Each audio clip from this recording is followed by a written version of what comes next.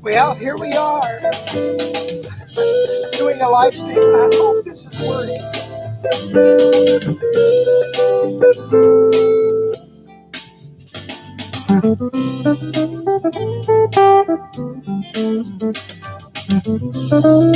Hi, Tommy. So it is working. Is the sound working okay?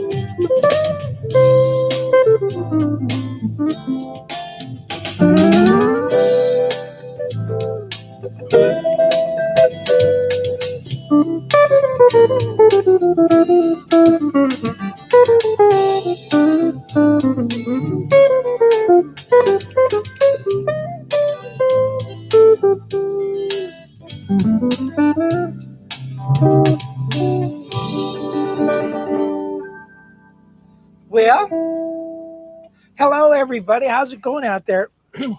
We are in California, Central Coast, California. We just came from the foothills of the Sierras where we used to live, up by Yosemite, and the place is burning out of control.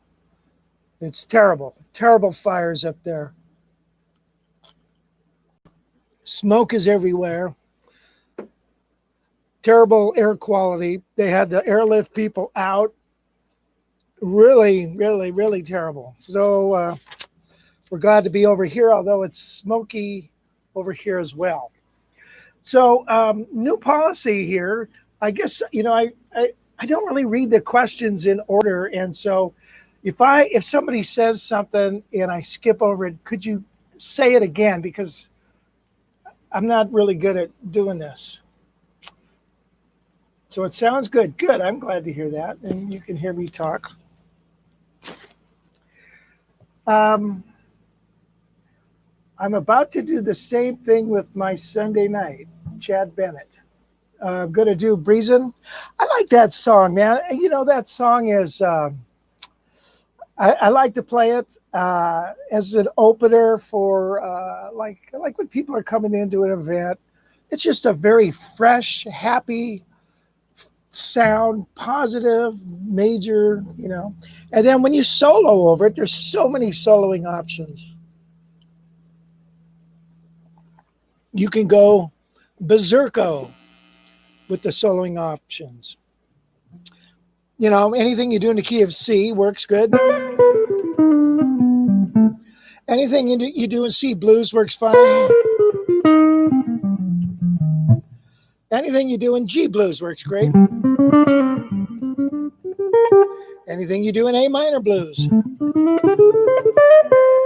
works great. Let me show you.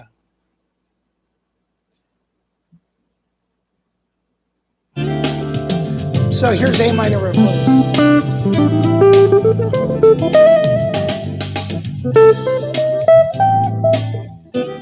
That's A minor blues.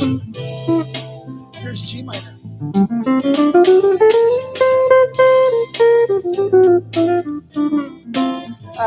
That was G minor and C minor.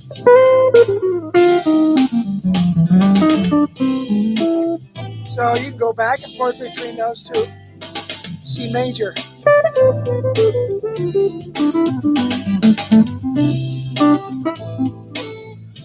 And then, of course, anything you do in the octaves, going off those same scales. And once you get tired of that, you play around rhythm changes.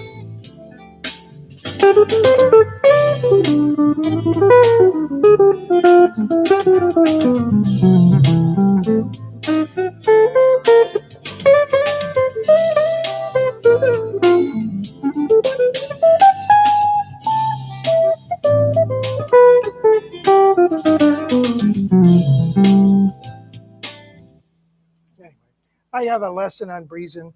Oh, no, excuse me. I do not. I've been meaning to do it for years. And here's my dilemma. Maybe you could help me with this. I started writing out the solo. Many, many years ago, a guy sent the publisher I was working for, Dale Zdenek, this book about that thick, full of that whole album that Breezin was on, all the transcriptions of everything, the flute, the bass, everything, even the drum part. Anyway, so I've had that for years, and I thought, well, I'll do what George played on the solo. But to be quite honest, I got real bored with it, and so I never did the lesson. I wrote out most of it, but never did it. So, but I've been thinking I should do a lesson on it and just kind of illustrate some of the soloing ideas that I think work well for the song. So if anybody's into that, let me know. Okay, where are we at here? Greetings from Massachusetts, Lonesome Larry. I hope you, Lonesome Lenny. Hope you find someone someday. Have you ever seen a whippoorwill? I'm so lonesome I could cry. Okay, is it usually in C or D? It's in D, but I play it in C just because. I do have a lesson on triple stops. Yes, I do. Triple stops are kind of cool. You can do it many different ways. A third like this. Hey, check this out. Tell me if you like this view. Is that a cool view or what? Okay, so look at, there's a third, F and an A, and then you put the A down here. And then you go right up the scale. Maybe that's too close. I had to bring it back a little. But you get the drift, and then a triple stop this way, a C and a C, an octave, but then you throw in the fifth here.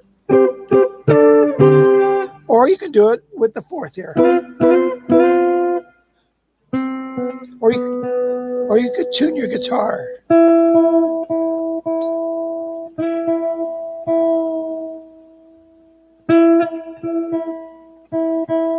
I'm sorry, you guys. I got here in such a hurry. Anyway, so check this view. Look at that view. So that's my new setup. Kind of cool, huh? And I can do all my switching right here and just wham, bam, thank you, ma'am. Here we go.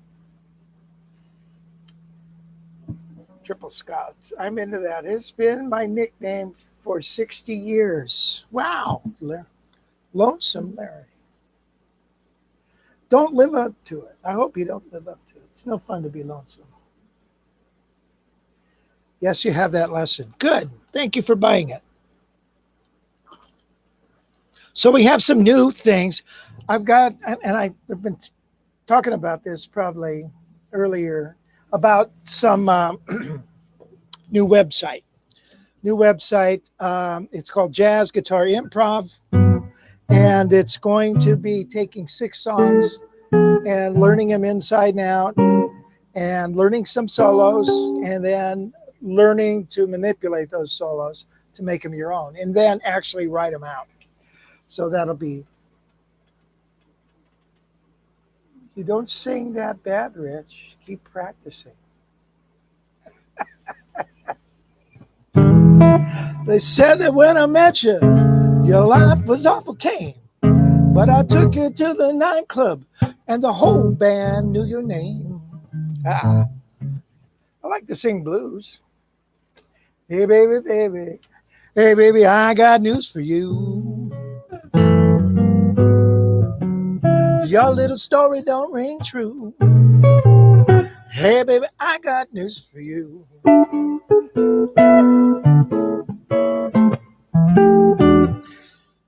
Okay. Let's see. Should I play another tune? You guys want to hear a tune? You know, did you guys see the Elton John story of Elton John? Wasn't that was a very interesting movie the way it was done. I thought it was really done super pro, but got me into that.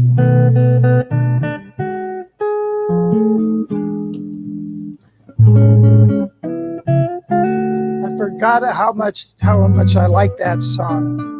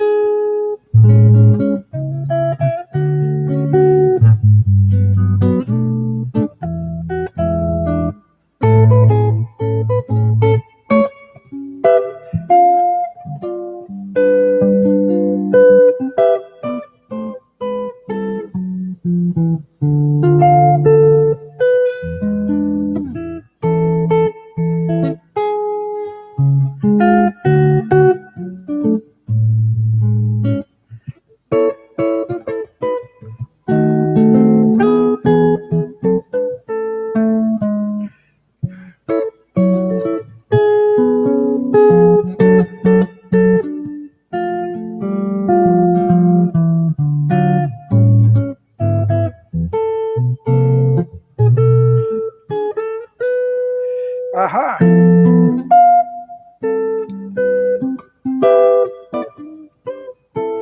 Jeez.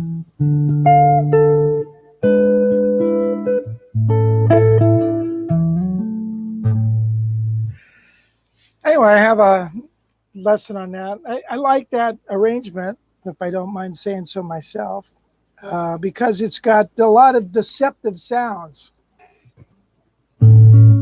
Let's see, how did it go again? Oh. Uh, Deceptive, right?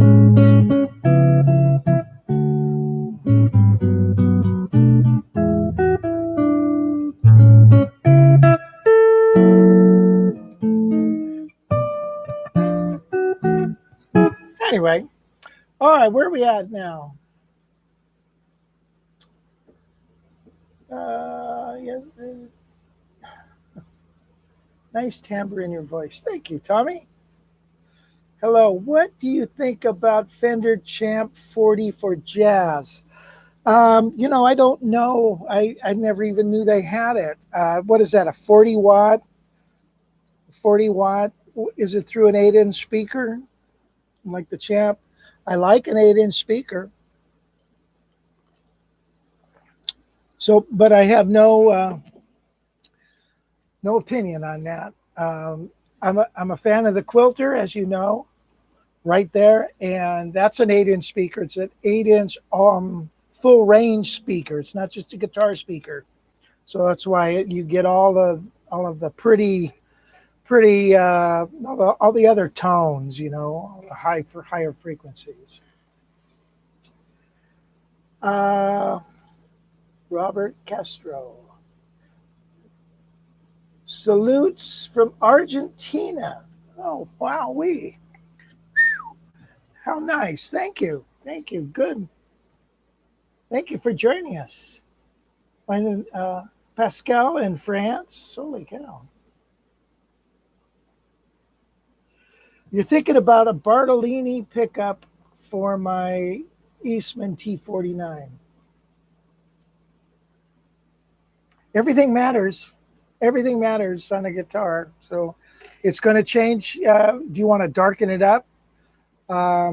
If you want to darken it up, and they're inexpensive, you can find them a shallower pickup right out of like a Heritage, an old Heritage. I think that's a nicer dark sound. That's so nice, boy, that you can actually talk to somebody in France and Argentina. I've been to Paris. My wife won a trip to Paris. She was in when we were younger and had a family, raising a family. She didn't want a job that took her away from the home, but she did a job that was party plan. And back at the time, she was very successful at it. And she won many trips. One of them was to Paris. Wow, what a trip, to go there for free with a bunch of your friends. Those trips were just fantastic. And I found the Paris people to be I thought they were really quite nice. Matter of fact, we were on a tour bus and it was a long trip and my wallet fell out. The bus driver, we exited the bus. Bus driver, when he's cleaning out the bus, found it, came back to the hotel because he knew we were staying, and they found me and gave me my wallet. How nice is that? Okay, so how about a Roland Micro Cube? I don't know. I don't know about those. They don't knock me out. Greetings from Brazil.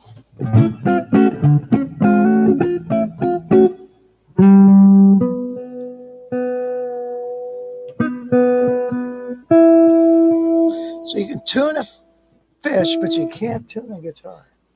Looking for a nice budget jazz practice amp. Oh, okay. So how much do you want to spend? That's the question. It's a practice amp. Gosh, you know what I use? I use an old Yamaha. Just sitting, picked it up for $50. I have that, and I have several amps, as you probably know. But if it's just hanging around in your house, hey, just anything will do, probably. What guitar is this? Okay, finally. Is this bitchin' or what? This is a 1948 ES-150. And tell you the story on how I got it. I went to at the NAMM show. They were doing a tribute to Howard Roberts. And all these guys got up and played. Mitch Holder, Tim May, Jay Roberts, a lot of people. The daughter, Madeline, I think her name is. There were a lot of people were playing Howard Roberts guitars and everything, and sounded great. But then Wolf Marshall got up and he had Howard's ES-150 that had been modified. Guy had cut out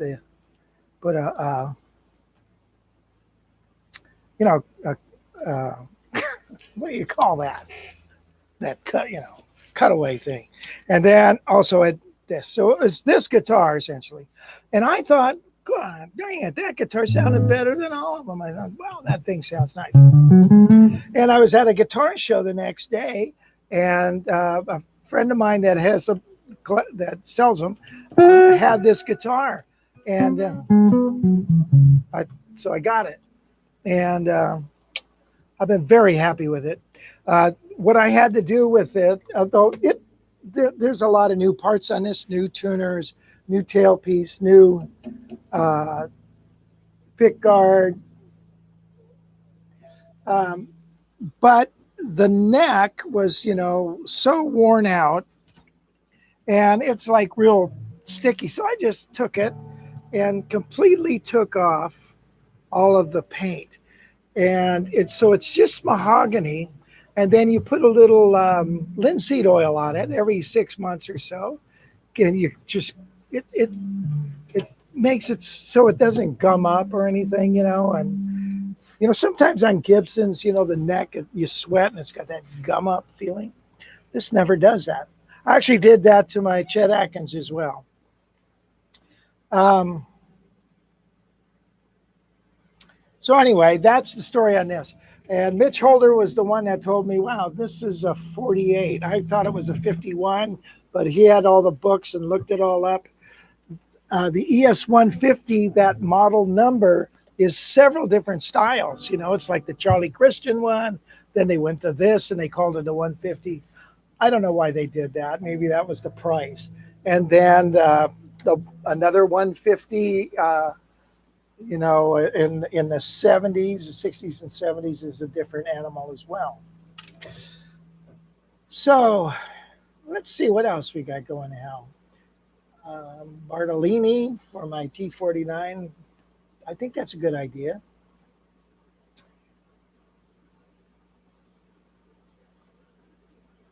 $200 to $300 for a practice amp. Gosh, what's a nice amp is the Frontman. I think a Fender Frontman, what is it, 40 or 50 or something like that. That gets a real nice sound. Quilter Micro Block. You want to get a... I don't have one of those because, to be honest, the cabinet is really important, So the Micro Block is wonderful. If you got a cabinet you like, that's great. But I just like the 8-inch because it doesn't have a lot of bass. It's got a wider dispersion pattern. So it's, I like that. Okay. The bigger the speaker, the more directional it is. When you go to a concert and they're all, got a bunch of array of speakers and each one has got tiny little speakers. It's because of the dispersion pattern. It looks too big to be a 150. I know what you mean. Yeah, in the 30s and 40s, the 150 was like a 15-inch. This is 17-inch.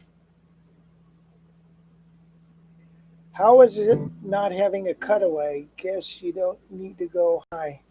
You know what? Bo Diddley said there's no money past the fifth fret. And you know what? Coming up here, you can hit a high G, and that's all I need. I don't really care. The guitar sounds best down here, and believe it or not, this extra piece of body enhances the sound.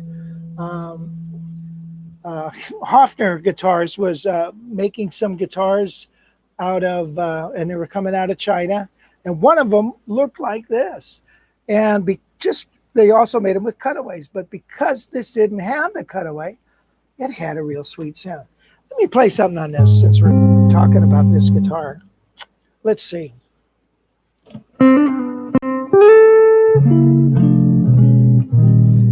Oh.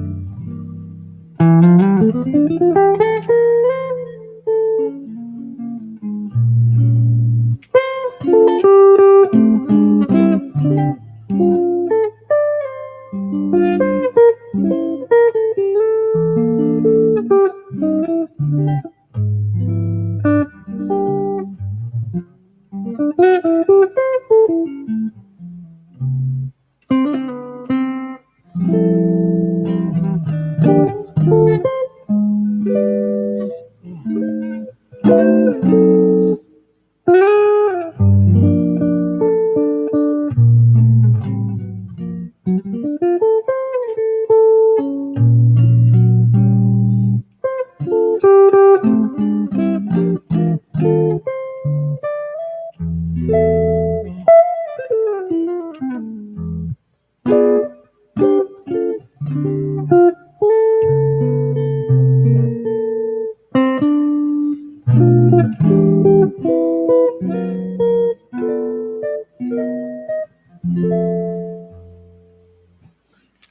that a pretty sound? Don't mind saying so myself. Hi from Montreal. We were just with our friends this weekend who are from Montreal. Nice, nice people. Canadians. You know, you know what key most Canadian songs are written in? A. You know how they got the name Canada? Put a bunch of alpha letters in a bowl, and they said, "Well, whatever we pick out, we're gonna name the country that." Okay, first guy. I got a C, eh? Good. All right. All right. Enough of that. So anyway, 150. You know, I've been threatening, and I've been looking at buying some more of these. But again, you know, when you get one of these, you got to be prepared for possibly refretting it, which this has been, possibly, you know, new parts here and there and that. But whatever, you know, it's a nice, solid guitar. It will feed back, but it's all right. Try to control it. And it's also got the P90 pickup in it, so sometimes the P90 will, you know, susceptible to buzzing and stuff. So, you know how it is.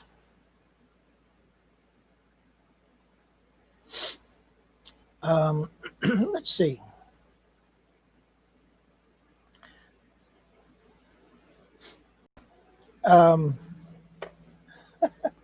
Yeah, geez. Anybody say something? Let's see.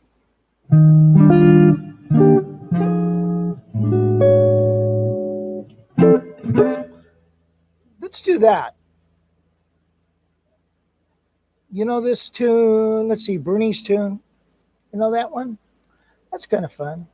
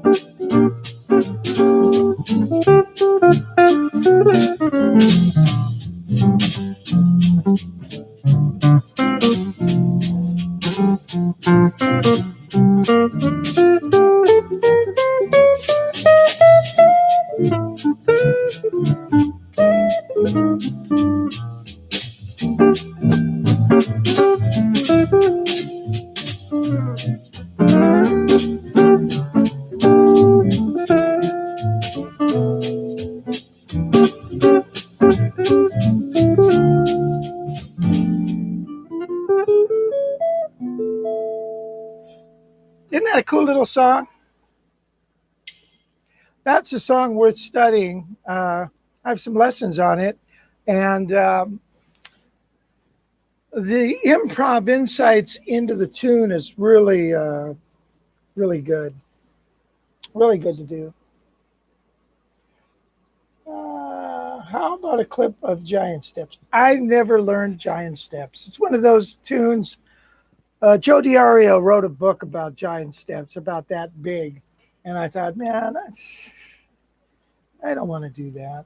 I've never been on a gig, you know. I'm not that much of a jazz guy, but like a hardcore jazz guy. Never been on a gig and somebody called that tune, you know. So it's like that's a bear. Heavy top. Let's see. Do you use heavy gauge string set on them? Tommy knows. He wrote heavy top, light bottom. That's right. How about a clip of Crescent? Sorry, don't know that either.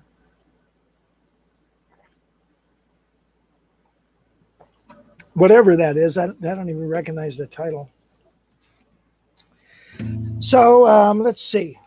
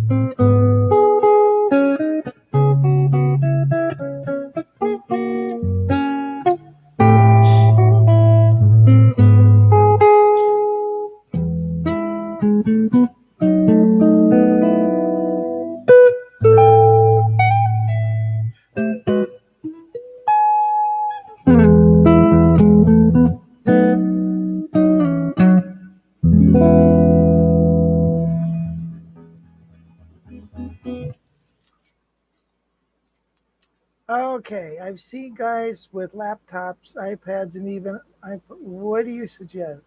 Oh, no, sorry, Greg. Greg Hartline is in the stadium. Hi, Greg. I am playing a weekly restaurant gig with no tracks. It wears me out. I like to use some tracks, but I'm unsure as to the best way to bring the tracks to the gig. Well, I just use an Android pad. If you get something that's got a USB, so you can take your tracks on just a USB drive and plug them on in, and then transfer them to the hard drive on your laptop or whatever, or your Android tablet. So that's what I would look for. Something, and it could even be something older. You're just making MP3 files. So I would use that. One of the things I've discovered about tracks is you want to keep the instrumentation down a little. Like even if you just have bass and maybe another guitar, I think that's kind of neat. If you have drums, it sets a different precedent, and then piano. And forgot if you had strings and all that, which there's a time and a place for that. But it's good to have. But then sometimes it's good to have less. So you have to think about that. I guess guys are using the iReal Pro or something. I always made my own tracks, but then um, also the band in the box is so incredible. If you pick that up, then that's amazing. And then you can alter things, so and write your endings and stuff like that. So I would do it and keep it to a minimum of instrumentation. Um,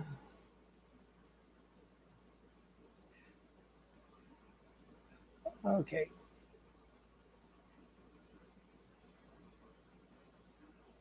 Band in the box best on a laptop. Now, um, let's see, his name was Bruce McCallan. He came to our workshop, and he would bring a computer and actually play the band in the box sound file. But then when I told him, why don't you just export it as an MP3 and stick it on your phone if you want? That's what he does. But certain band in the box, you can't. Mine will not export to an MP3. It's weird. It has some kind of liability thing. So you have to export it as a WAV file, which is very big compared to an MP3, and then put it in a program like VLC and just convert it to an MP3. It's a small file. You can just stick it on a little disk, and you're done. And Greg, you have the quilter. Now, I haven't really, if it's a big room, the quilter um, doesn't give you enough low end for like a big bass and stuff. So you got to figure out what's best for you. I know you got a lot of PAs and all that. So anyway, let's see. And on the harpsichord. Oh, yeah. Yeah, I do that in E, and I did not do a very good job of that because everything has to be precisely set. My fingernails got all screwed up.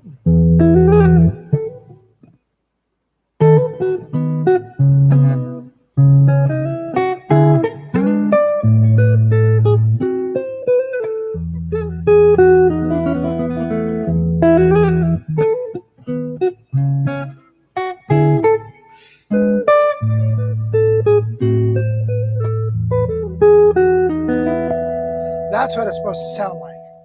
It didn't, but that's what it's supposed to sound like. Okay, can't go wrong with the Beatles. Grant Green thought so too. Yeah. I was listening to Elton John's version of On the Way Home. I thought, wow, that's a good song.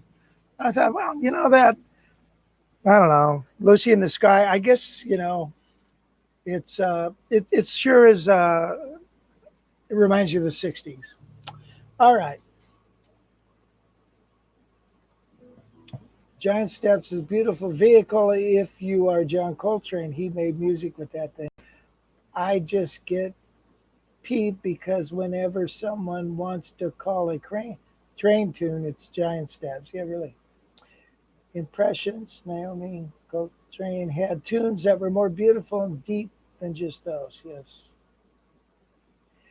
I spent a semester in college learning giant steps. Yeah, still use the hearing techniques I learned to this day. Right. Yes, I do have a lesson on In My Life. So it's under the Beatles thing on 99-cent guitar lessons. Great tune. Um, it's one of those songs that, gosh, you could do a beautiful jazz version of that, or Here, There, and Everywhere. Beautiful, beautiful tunes. Yes, indeedy. Hmm. Um,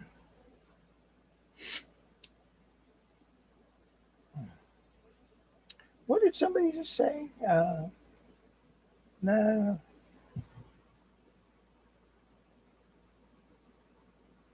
Les Paul, Johnny, Charlie Christian, Joe Pass, Joe Benson. Yeah, those guys are pretty good. Um,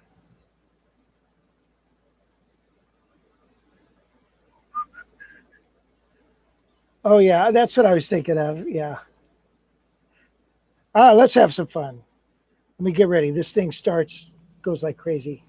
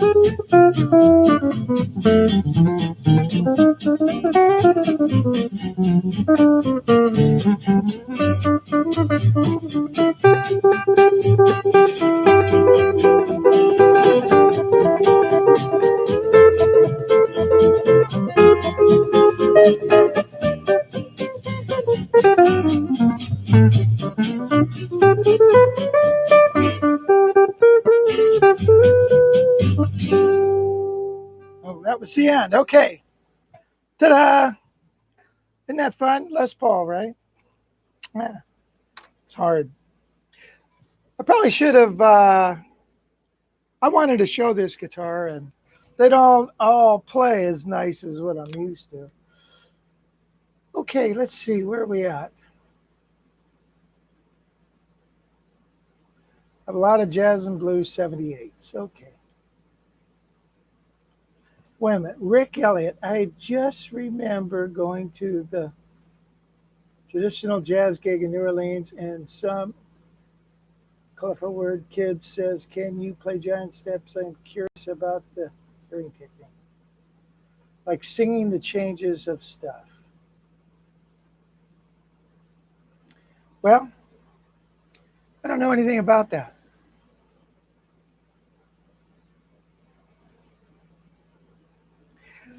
So anyway, now what?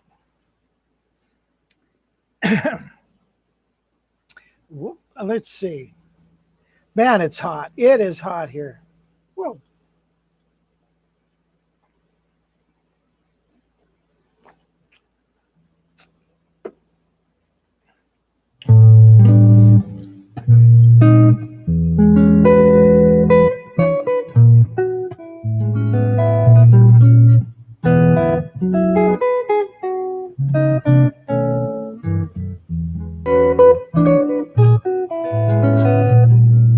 It is Sunday.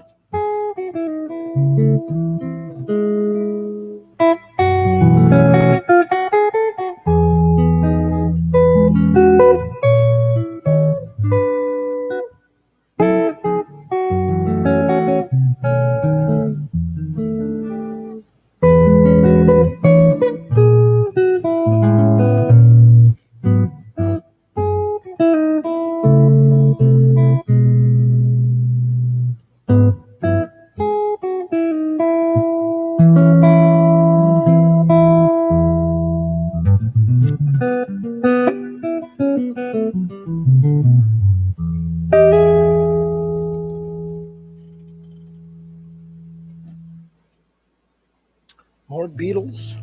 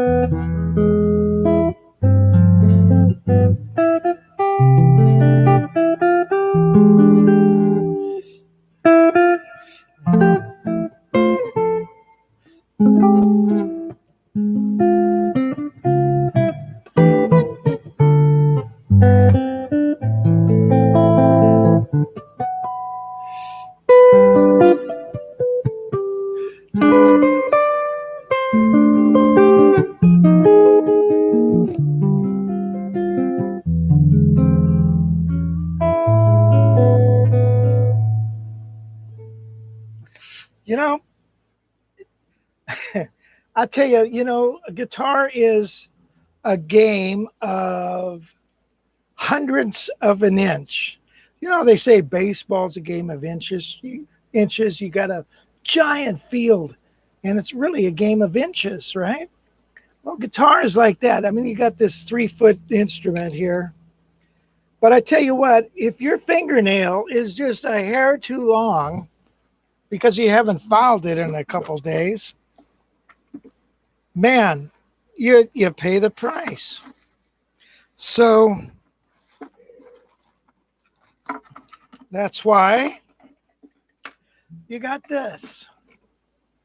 And you file away your fingernail. And you got to trim them, make them look good. My fake ones have fallen off because I helped my son this weekend with his car, and he's restoring it. It's a 64 Comet convertible, 289, right? He replaced the brakes with disc brakes, redid the front end, put a new manifold on it. He's done a lot of work to it. Now he's working on the body. And I was doing some sanding, and lacquer thinner and plastic nails don't mix. Okay, so anyway, and a lover. God is calling. I'd say I wish I would. It wasn't weird to call Beatles tune. Like after Stella, you could always segue to something to the way she moves. You know, it depends on who you're playing with, man. Anybody, a lot of guys, doesn't matter what you call, they'll turn it in and make it bitching. Okay, so if people poo-poo those kind of things, well, that's fine. Let's do something else. But I don't think I would. If I've run jam sessions before, and somebody gets up and calls a Beatle tune, hey, and we all know it. Why not? I think sometimes you don't want to do it like the way the Beatles did it, but like In My Life, the way that the Beatles recorded that song, it's pretty poppy, but to do a jazz version of that song, geez, yeah. Or And I Love Her. So anyway, whatever. So I guess you got to play to your audience. If they want that jazz stuff, then you better do the jazz stuff. Can you hear me talk okay? And the mic and everything's coming up okay? I've heard of cutting up ping pong balls and using them as fake nails. I've heard of that too. I haven't tried that yet. About West Montgomery, I think I'm going out. I have that, but I can't seem to find that. Talk about a pop tune, right? Let's see, where is that?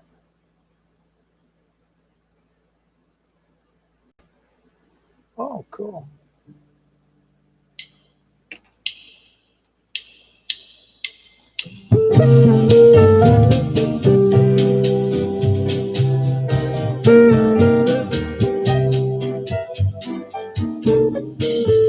I guess I had an intro there.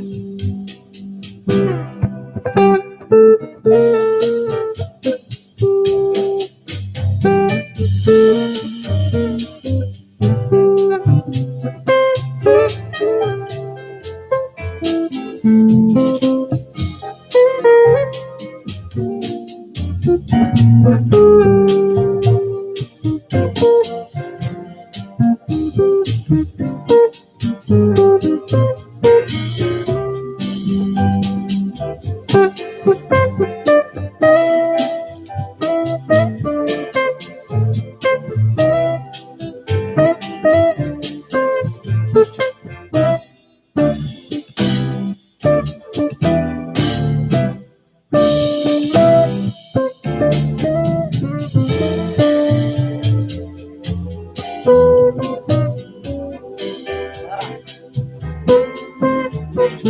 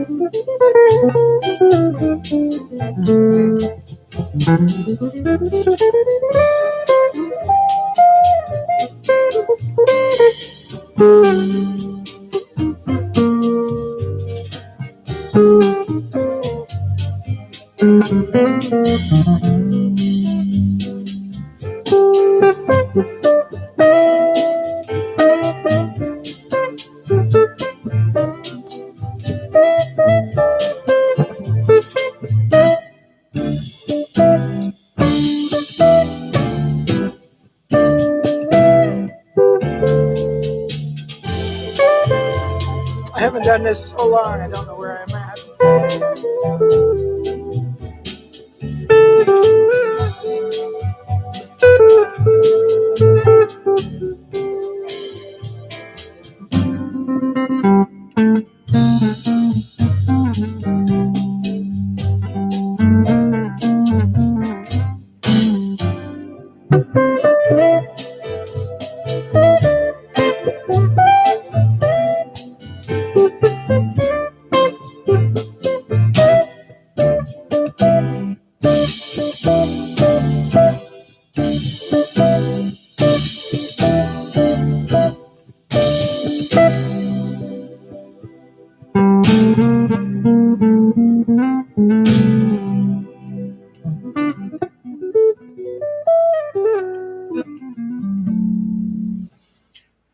Anyway,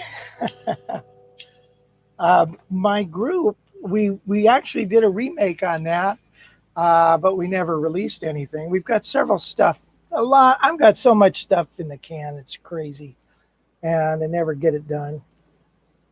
By the way, I was wondering what you guys thought if I brought in a recording and played it on here, and we just kind of listened to it together. And is that kind of weird or not?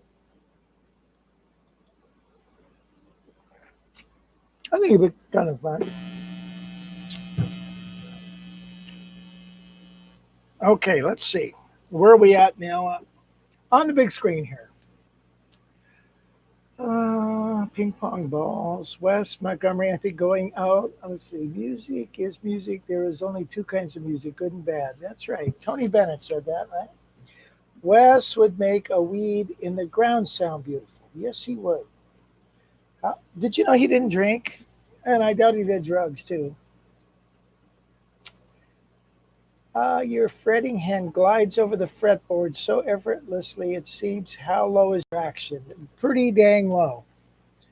Um, Joe Pass used towards the end especially used a real low action, and John Pisano has his old guitar and he always gives it to guys to check it out, and the action's so low they're like, oh man, I can't play that. Bring the recording and analyze it. Okay. Well, I was thinking of a couple original things, but we could do that too. Not weird at all. Okay. Well, I'm going to do that. You know, I got a tune, and well, we'll talk about it later. But it's actually a tribute. No, it's tribute to Chuck Berry. When Chuck died, I wrote a tune, and that was a long time ago. Finally getting around to getting it done. But it's kind of fun. It's kind of a fun thing. So we'll play it and listen to it. And then I got some other stuff. Originals are fine. Okay, good.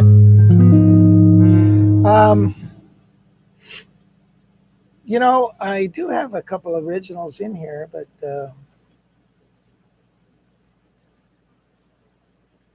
I I don't remember the name of them.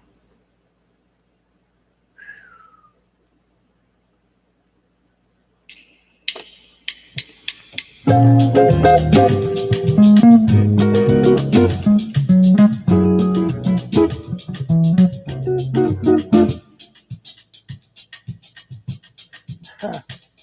Ah.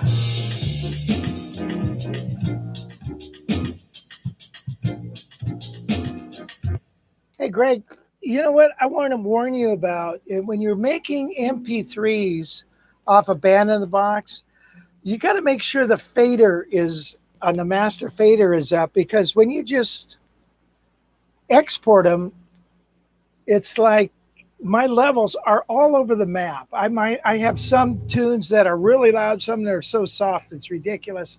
So when I go out to do a gig, I usually have to use a mixer to go with it so I can adjust it really fast. So like that was way too low. So think about that when you're making your tunes. You take into consideration the volume of them and really try to match them all, because it's a pain in the butt, I must say.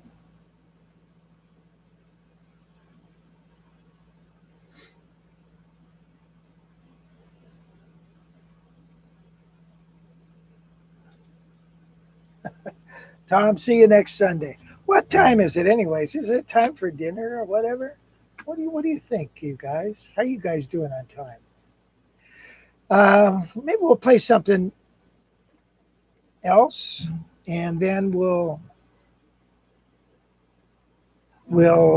figure it out.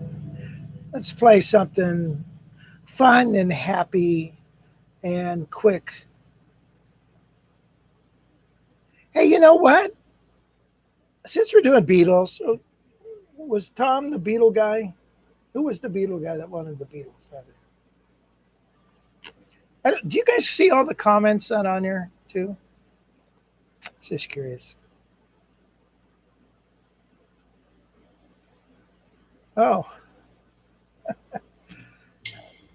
here we go.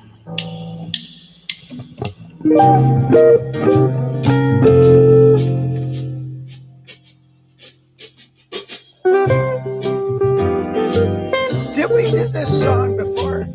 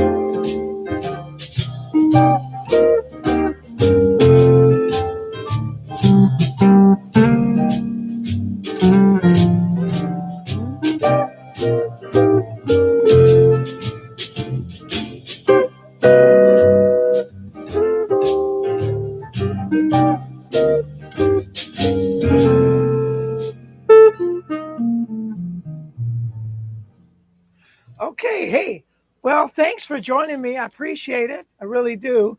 And we'll do it again next Sunday, okay?